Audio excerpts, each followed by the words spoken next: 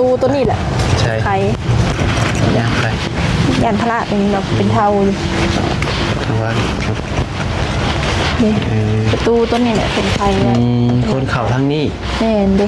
ปากกำแพงเฮือนเนี่ยเฮือนเนี่ยเป็นเฮือนที่แบบว่าเขาปล่อยคายแล้วตัวนี้ยันมันปีนเข้ามาน่ะจะไต่มีเสาลงมาเนาะโอ้ยันนี้นี่พวกกำแพงเฮือนเขามาสิลบมาเฮือนเขาแล้วเบลเราเลยเอาไม่โบกเนาะอยู่แต่น้อยจนใหญ่หอกจะเบลฮะก็แล้ววาง6-7 เดือนนี่เร็วจ้างเขาเห็ดแน่พอก็แม่ซอยยังเห็ดแน่ตัวนี้กันค่ะเฮือนทางนอกยังไม่ได้โบกทางนอกเป็นเพื่อนพอเพื่อนแม่เนาะโบกทางในบ่โบกได้ทางในทางนอกยังไม่ได้โบกค่อยๆโบกไปเถอะหน่อยนะตามงบนะว่ายังไงกันมาในเฮือนนะ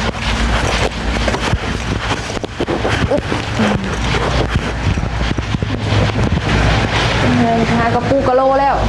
แต่ตัวนี้ฮะกับปูใหม่บ่แน่หากระปูแล้ววางใดนี่นะยังบ่แล้วซ้ำเหรอน่ะก็ยังบ่แล้วบันไดยังเหลือตัวขอบที่พอจะเบลเราตัดกระโลไว้กระโลตัดไว้เรียบร้อยแล้วเหลือแต่ปูใส่เป็นหากระติดวางช่วงน้องปัสไซเห็น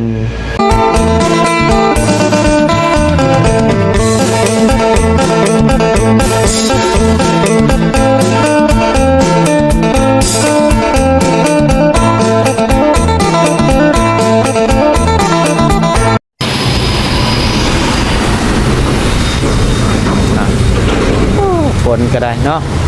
เที่ยวตกเที่ยวหยุดเที่ยวตกเที่ยวหยุดอยู่พี่น้องเอ้ย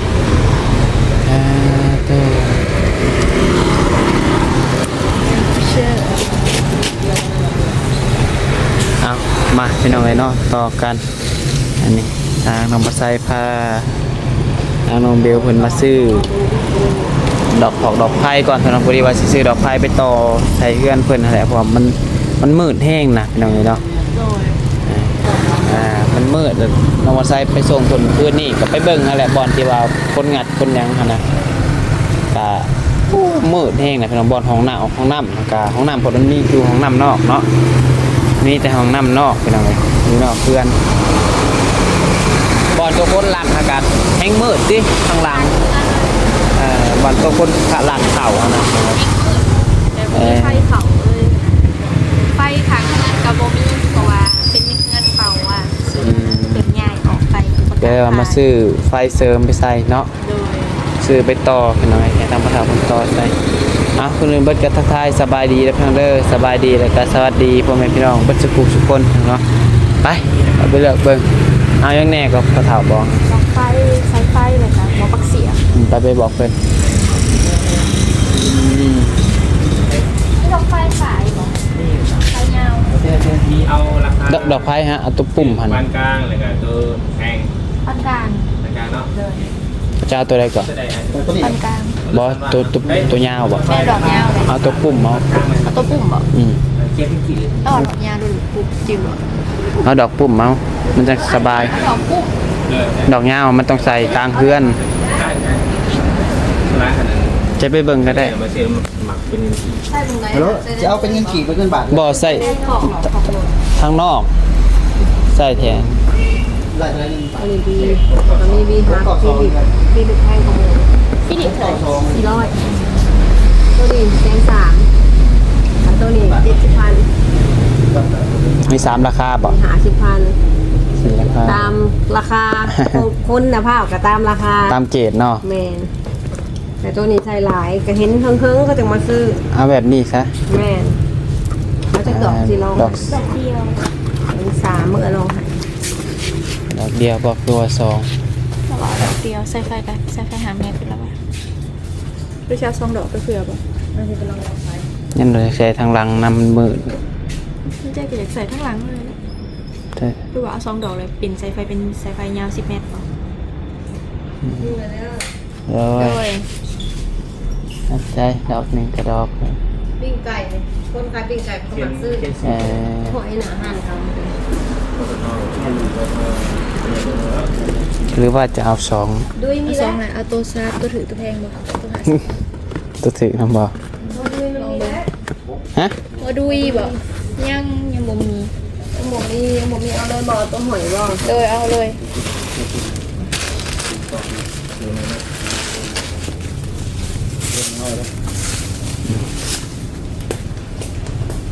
จะส่งที่ไหนได้ก็ ดอกละ130,000กับ50,000 ฟิลิปต้นฟิลิป เอาเศร้า เศร้าเลย เอาตัวนี้อีกอันหนึ่งภาษา เสริมแบบมะคือเอาของ ใส่บนทั้งหัวฮะ กอง แล้วแต่จะได้ตัวใด จะเปลี่ยนอะไรเนี่ย มันมา40 บาท นี่ลงดุมบ่ตัวนั้นนี่ใส่2 ดอกซ้ำมัน เผื่อไว้เนาะซื้อเอาอันเดียวบ่ หืม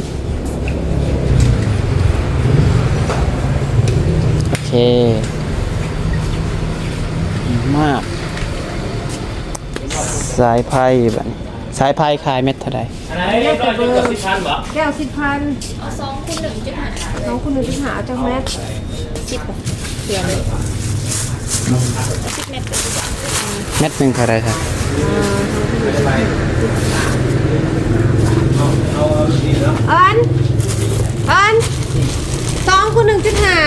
อันรู้เถื่อครับ 10เมตรเท่าไหร่2คูณ 1.5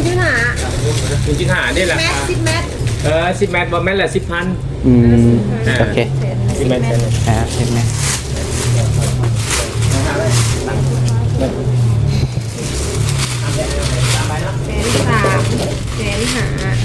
ก็หัว ไม่เอาอันเดียวบ่ หึ ไม่เอาอันเดียวนะ 2เอา2เลย เอาอย่าง หัวดุย ก็เอา2แล้วก็ใส่2อัน เอา2กันเลย เอาอย่างละ2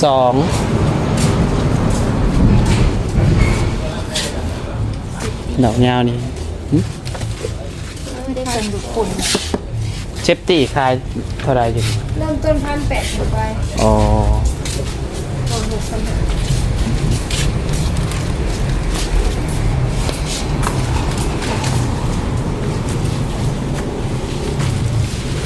ตัดสายไฟอยู่เด้อ ไอ้เจอทอน35 นั่นก็ตัดสายไฟอยู่เลยเป็น3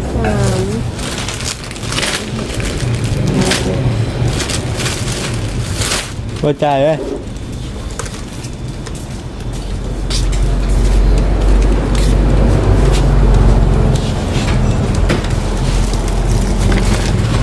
สายไฟเส้นหนึ่ง350,000รวมสายไฟ จะขอไปเอา 350,000พอดี500 บาท 100 บาท อ่า 350,000รวมสายไฟแล้ว โดย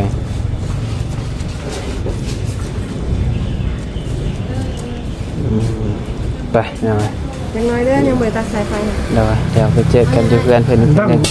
ามาให้เขาเพิ่นต่อนะครับ ต้องใส่เนาะ ตั้งซิลิโคนของเราซื้อมาใส่ ไปยังไงมาฮอดเพื่อนแล้วบัดนี้หักไปแล้วบ่ เอ้าไปเลยไหนจะไปซื้อเครื่องไม่เท่าเดี๋ยวกันนะ มาแบงให้นี่ก่อนก็ได้บัดมาจึงบอกแล้ว เลย ไปที่ ซื้อเหมือน500 บาทเครื่อง ใช้บอกผู้ดูบอลทีไปใส่บอล ใส่บอสใจให้อยากที่ใส่มงนะ เอายางไป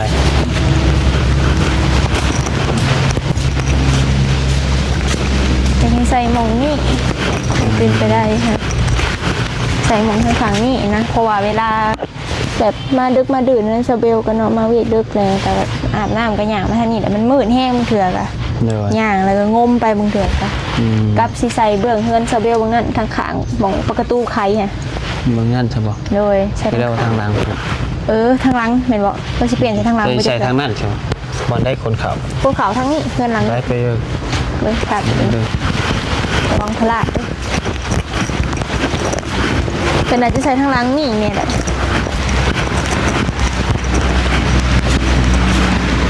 นี่เป็นเพื่อนไม่ใช่ไม่เท่าหรือว่า เลย อันนี้เป็นเพื่อนไม่เท่า มันไม่เท่าหลังนี้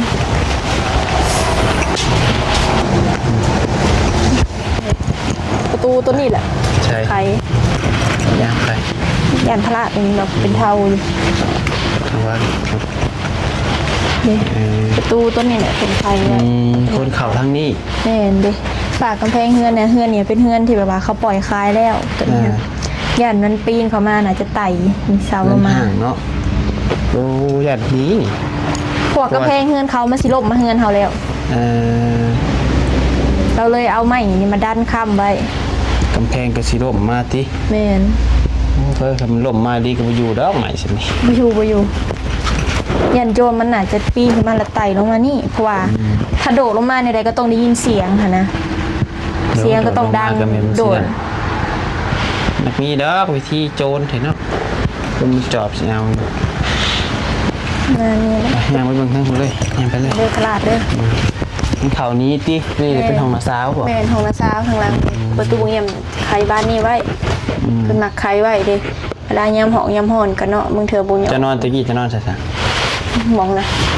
ห้องนั้นอันนี้ห้องน้าสาวอันนี้ห้องไม่เฒ่าซาเบลตะกี้ยังบ่มีห้องก็นอนห้องไม่เฒ่าตัวนี้แหละเนี่ยเดี๋ยวนอนนะเงินไปทางหลังเหียชิมืดเบิดเลยแต่ว่าขับมาแหละกกหมอกกใหม่เข้าบ้างเบิดดอกไฟเงินขังเข้าหา นี่ บ่ฮอ ต่อ ด ลงมาใส่หนี เลยต่อมาจากของชนีอะไร แม่นต่อลงมาใส่หนีสั้นมันดังแจ้งในทางหลังก็พอเรามาใส่มาเบิ่งคืนนี่ก็โอ้แน่นจนเป็นยางขาดมาใส่เป็นใต้กินย่านเป็นอย่างนี้ ย่านถ้าไฟบุคุดนะแต่ย่านเป็นซาเบลนะ ไปว่ามันมืดแห้งนะอย่างเลย คอยเด้อ อย่างเพื่อนมุ้ยบูสไตล์นี่อย่างเนาะ ของไม่เท่าตัวนี้ ที่ยังว่ามีพอมียังเพราะแบบว่านั่นคนเขาก็ญาติแน่เนาะนี่เขาสวยโอกาสเขาพูดมา อันนี้เป็นยังของมองไว้รถเป็นของโถงของโถงใช่ไหมเพราะว่าเห็ดหองนะแต่ว่ายังบริเห็ดเก็บเอาเมียนรถซื่อๆนี่รถเจาะรถจักร ที่อยู่เส้นห้อง แม่นที่กี่ว่าเห็ดหองกี่ฮะ โอเค แต่ตัวนี้ก็เป็นเงินครัวตัวนี้ฮะเลยเงินครัว นี่เป็นเพื่อนคนเนาะ เงินข้นตัวนั้นฮะกุ๊กไม้กุ๊กตอกมันใหญ่มันสูงมันบังเบิดบ่อยากเห็นเนี่ย นี่เป็นเพื่อนที่เขาประกาศขายเลยพี่น้องรัง แม่นเพื่อนร้านเนี่ยยังบ่ได้ขึ้นได้เฮ็ดไว้แล้วแต่โดนๆเลยแต่ว่ายังบ่ได้ขึ้นอะไรอีก ที่กี้น้องบัดไส้อันคือว่าเพื่อนซาเบลของรังนี่เลยพี่น้องรังใหญ่นี่พออีนี้ตอนเทียนน่ะ บ่แม่น ตอนเทียนน่ะนี่คือว่าเป็นยังข่อยจังหมักเจ้า ว่าไงเงินยัง ได้ เงินรังใหญ่วะโอเคเจ้า ว่าเขาขึ้นตะกี้นะเพื่อนหินดังนี่บ่แม่นแหละว่าเห็นหมู่ว่าเด้แถวรังงามๆอะไร เหมือนรังงาม ถามหมู่รังนั้นเจ้าก็คิดในใจพี่แม่นรังนั่นแหละว่ะ ๆอีแล้วค่อยเป็นนั่นลูกเจ้าร้านนายวะ นี่ว่ะ มีเงินแล้วเนาะบ่แม่นเลยซาเวลบ่แม่นคนมีเงินเลย ไป จัก ไป ดี เลยได้จังลาวไปนั่งเลยเนาะ ตลกแข่งกันดิเนาะ 30,000ตัวจบ นี่ก็ทั้งหลัง ทางหลัง เงิน เนาะ นี่ก็กกหมอกกไม้ครอบเกาะครอบไก่จ้ะหลัง น้องเบลคนพารีวิวเพื่อนพี่น้องมื้อนี้ นั่นไม่เท่า มาเบิ่งเพื่อนน้ำซะเอาซั่นซะ เลยนี่ก็เป็นห้องน้ FC หลายคนเพิ่นก็อยากเห็นเนาะ ำห้องน้ำกับสภาพห้องน้ำกันเนาะ ห้องน้ำเพิ่นมันอยู่ไกลเนาะมันอยู่ ไกล นอก อยู่ เลย อยู่หลังสุดของกำแพงของดินเฮือนเลย มัน ห้อง ก็ น้ำ เป็น มีห้อง ญาติ เดียว อยู่หั่นแหละ แม่น บ้านน้องปลาไส้เพื่อนนั่นเพื่อนติดกับห้องน้ำเลยก็ยังญาติพี่น้องเอ้ย อันนี้อยู่นอกของน้ำอยู่นอกเฮือนเลยอันนี้ ขับออกมาค่ำกลางคืนตอนดึกตอนดื่นแกยังญาติเลย ว่าสิซื้อโซลาร์เซลล์ซะอยู่แต่ว่ามันแพงนี่ฮะนะหาเงินก่อนจึงใส่ โซลาร์เซลล์ก็ใส่ดอกไผ่เน่งมานี่ก็ได้แล้วใส่โซลาร์เซลล์ ว่าโซลาร์เซลล์อะถ้าว่ารักษาดีมันก็บ่เป็นหยังได้แล้วแต่คนนั่นแหละใส่กันมีเงินก่อนเก็บเงินก่อน ได้โซลาร์เซลล์ เอา ที่ ตัวดีๆเนี่ยโดยอยากได้ หมายังไง อันนี้ก็มะม่วงหาวมะนาวโห เออ แต่ว่าสมๆมาเลย หมักหมักแล้วนะขึ้นมาแล้ว กินบ่ มาบ้าไปแบบแกงง่วงเนาะ โดยอยู่เพื่อนนี่ก็มีแต่มังใหม่อยู่เพื่อนนี่ก็ มะม่วงเบิดแล้วบ่ มะม่วงเบิดแล้วมะม่วงเบิดระดูแล้ว นางนี่เป็นเพื่อนไม่เท่า อันนี้ก็เป็นหม่องไว้รถคันเก่าตัวเนี้ยรถที่ห้างรถที่บ่ได้ใช้แล้วหรือว่าใช้บ่ได้แล้วตัวนี้ได้รถดีมา ด วีเห็น แถว นา ยัง วี เก็บไว้อยู่โดยมองเมียนอุปกรณ์เจ็บตัดเหนียวตัดเนี่ยพวกเครื่องมือสร้างของพ่อเฒ่าก็เลย ได้สายไฟแล้ว ใช้ไฟเก่าซื้อมาเสริมใส่เลย ทำบ่พอ ไปเลยไป เป็นเพื่อนสเบลแบบทางไหนนี่เป็นเพื่อนไม่ข่าว เด้อ ของน้ำก็ใส่น้ำกัน ใช้น้ำกั้นของน้ำถ้าว่าชีเห็ดแยกมากก็บู้ไว้ชีเห็ดหมงได้ดิเห็นนะมันเป็นแบบดินยาวมันโมเมนดินกว้างหรอก เห็ดไปได้เห็ดเกาะมา บ่ได้บ่ได้บ่ได้ ก็ปึ๊บ ไม่เท่าลังนี่ก็อืม ไม่ข่าวเราจะได้สาเป็นโบกมาแล้วเพื่อนสเบลนี่มันไม่ได้โบกเนาะ อยู่แต่น้อยจนใหญ่หอกสเบลฮะก็แล้ววาง6-7 เดือนนี่สเบลจ้างเขาเห็ดแน่พอก็แม่ซอยยังเห็ดแน่ตัวนี้ก็ค่ะเพื่อนทางนอกยังไม่ได้โบกทางนอกเลย เป็นเพื่อนพ่อเพื่อนแม่เนาะโบกไปทางในบ่ โบกได้ทางในทางนอกยังไม่ได้โบกค่อยๆโบกไปเถอะหน่อยนะตามงบนะว่ายังไงกัน โอเค มันในเพื่อนนะ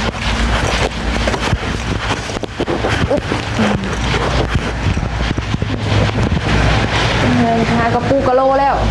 แล้วตัวเนี้ฮะกับปูใหม่บ่ แม่นหากระปูแล้ววังใดนี่นะ ยังบ่แล้วซ้ำเหรอน่ะ ก็ยังบ่แล้วบันไดยังเหลือตัวขอบที่พอสเบลเราตัดกระโลไว้ อืม กระโลตัดไว้เรียบร้อยแล้วเหลือแต่ปูใส่ เป็นฮะกับติดวางช่วงน้องปัสไซเห็น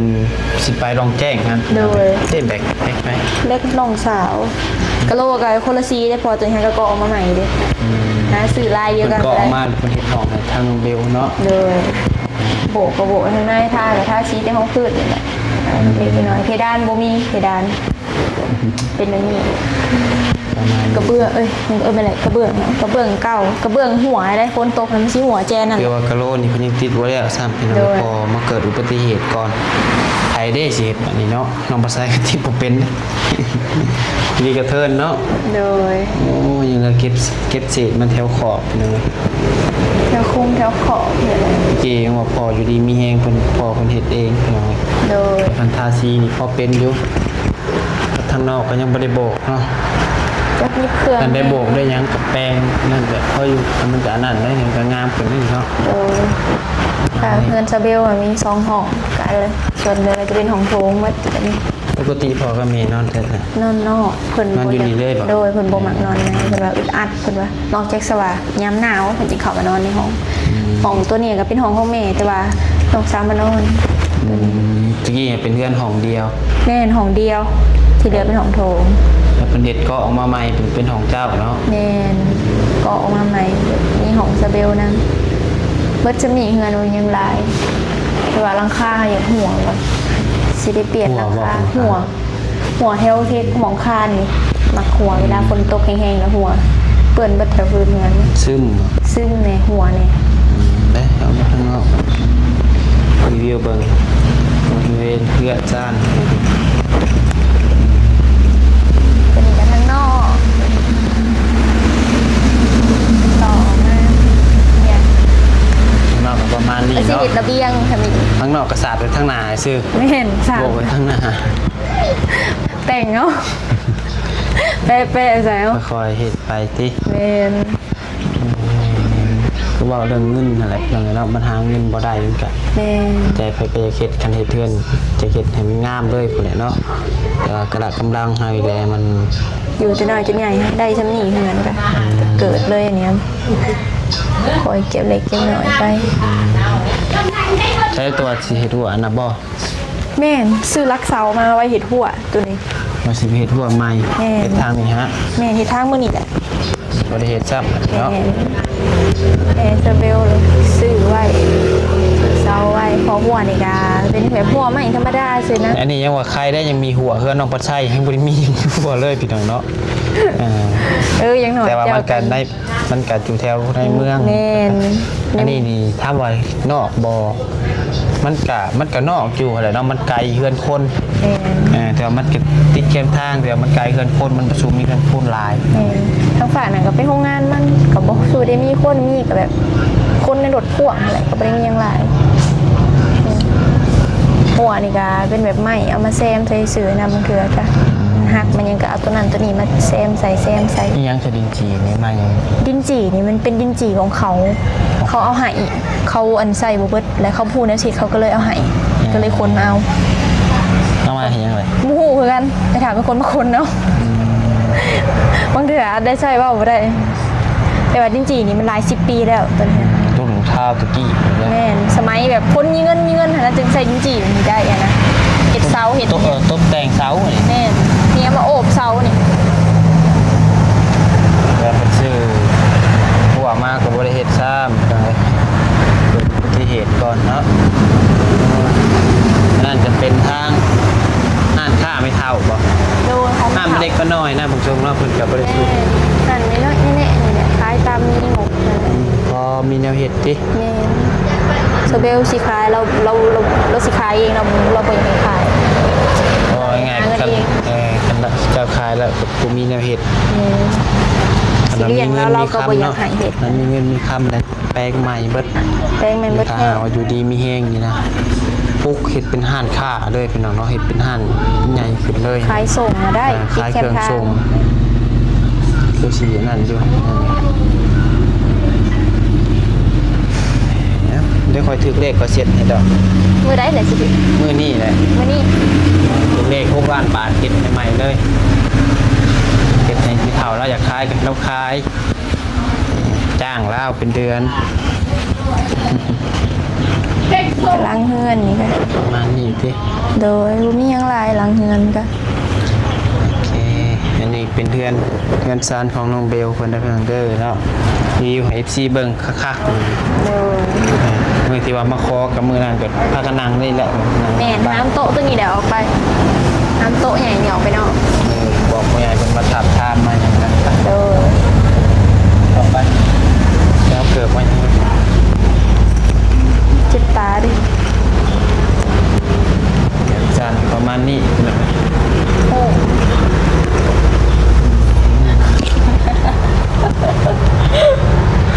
ทำไมเฮียนยังเกาะมหนึ่งใหม่ๆอยู่ วันหนึ่งพอตอนนี้ ผมมหนึ่งก็มสามนี่แหละจืดไปได้ให้ใส่ไฟแดงเลย โอ้ยใจหายเลยนี่เดี๋ยวมาคอน้องเบลเพิ่น ตัวนี้เป็นหูถ่ายคอทืนเฮียนตัวนี้น้องสาวได้ทืนเฮียนพอดีเขาเบิ่งสภาพเฮือนเดี๋ยวเขาเป็นแบบใดเพิ่นก็ให้ทืนมา ตอนคืนน้องโบมาก็ได้ เป็นเฮี ขึ้น ยน ตะเคียนป่ะ เลย ขึ้นเทียน เป็นวีกบ่หรือให้เป็นเดือนเนี่ยสเวลก็บ่ฮู้ปานใด ว่าไงกับซอยซอยแบบคนแบบพวกคนบ่มีเงิน แม่ก็บ่มีอย่างนี้ แต่ แห ว่า ละ เฮียนเก่งได้ต้องเฮียนเก่งได้เลย แม่นก็เก่งเพิ่นได้ เฮียนบ่เก่งคนบ่นั่นก็บ่ได้เลยต้องมีความสามารถไงโอเคไปออกไปนอกก็ได้ปะประมาณนี้เนาะ โดย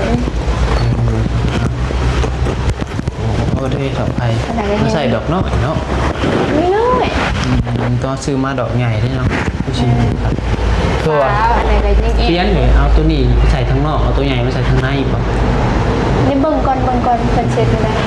เด็กดอกไผ่ตัวนี้คือบริษัทแล้ว ตัวนี้เสียบในเฮือนโถงนี่เอาเวลาแขกคนมาก็เสียบใส่ให้มันแจ้งหมด โอเคไปเนาะ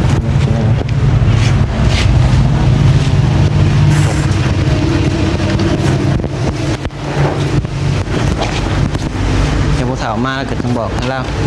เอาไปให้ไม่เฒ่าก็ได้บอกไม่เฒ่าก็ได้ เบิ่งก่อน นั่นไหมเอ้าสวัสดีน้องๆมีแต่ว่าเฮือนซ่านน้องเบลกับน้องปลาไซพาซีมาเบิ่งมารีวิวซีเบิ่งประมาณนี้เนาะเฮือนซ่านเพิ่นจังว่ากันเนาะเดี๋ยวไปให้ผู้เฒ่าเพิ่นต่อพื้นต่อไฟก่อนพี่น้องเอ้ยซื้อมาให้มันฮูมให้มันสว่างเพราะว่ามันบ่มีผู้ชายอยู่มันก็เป็นตะย่านดูให้ความปลอดภัยเอาเองนี่ได้จังหน่อยก็มันมีไฟแจ้งหุงทั่วเฮือนมันกับคนมันกับบกล้าเขามันเห็นแจ้งสว่างเนาะถ้ามันมืดลายหัวจักจะว่าคนแหละงูเหี่ยวเขี้ยวกับปลอมลายอย่างลายแนวแหละอันนี้เฮามันแสงสว่างเฮาก็พอเห็น โดยยามฝนนี่ก็เต็กนะ มีแต่ว่าสู้ๆเด้อ ติด ตามเบิ่งเรื่องอาการพ่อน้องเพิ่นก็ได้เพิ่นว่าจะสิเป็นอะไรต่อไปเนาะ เลย ภาวนาก็ได้ไปมีแต่ว่าทางน้องปัจจัยขอจบคลิปก่อนนะพี่น้องทางน้องเบลยังสิเว้าบ่ อันนี้แต่ว่าขอบคุณ FC หลายๆเด้อที่ว่าเป็นกำลังใจให้มาโดยตลอดกับทางครอบครัวซาเบลนั่นแหละพี่น้องเลยแต่จังใดก็ขอให้พ่อปลอดภัยในเร็วๆนี่แหละพี่น้องเลยเบิ่งไปนำกันพี่น้องการนี่แหละเงินของซาเบลเองพี่น้องเลยการมาทัวร์เบิ่ง FC หลายคนก็อยากเห็นซาเบลกับว่าสิมาพามาเบิ่งมาได้ก็บ่ได้มานะก็ไม่ถือโอกาสมาเลยมาเบิ่งเฮือนพี่น้องเลยตามที่เห็นนี่แหละไปเดี๋ยวจังหวะกันพี่น้องเลย ไปโอเคสบายดีเด้อสู้ๆหาแล้วเนาะคนก็ตกมาอีกแหละพี่น้องเอ้ยไปหาเบียดต่อก่อนพี่น้องเอ้ยสำหรับคลิปนี้พิธาเป็นการใดก็ขอให้ทุกท่านมีการมาสบายดี